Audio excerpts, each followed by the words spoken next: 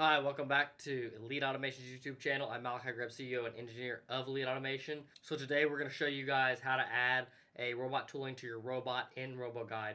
This is actually one of the more powerful things about this software. So the software is super good for like pre-setup stuff or programming off-site, but you can actually like bring in a engineered tooling into this software and then teach it stuff like its TCP point.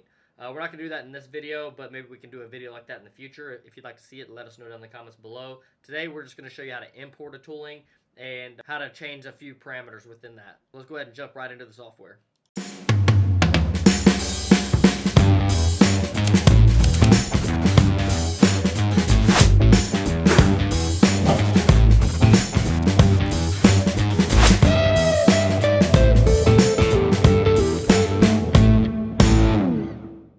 First thing we need to do is we need to select the robot. So if you have a cell that has multiple robots in it, you have to make sure that you choose the proper robot. So you have the tree over here to the right. So if you select your robot, then you go over here to the tree, you can choose what tool you want to apply this tool to. So you may have a tool changer, and that's why you may have multiple different toolings.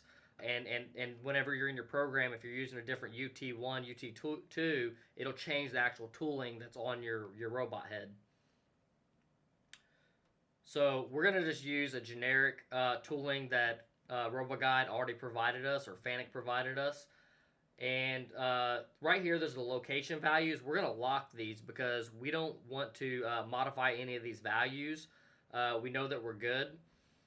So we went ahead and applied it just to apply it, lock it in. But now we're going to actually lock the values. That'll just make it so that when we grab it, we don't accidentally move it. Next thing to do is you can go to a U tool. You have to click Edit U tool if you want to actually modify this.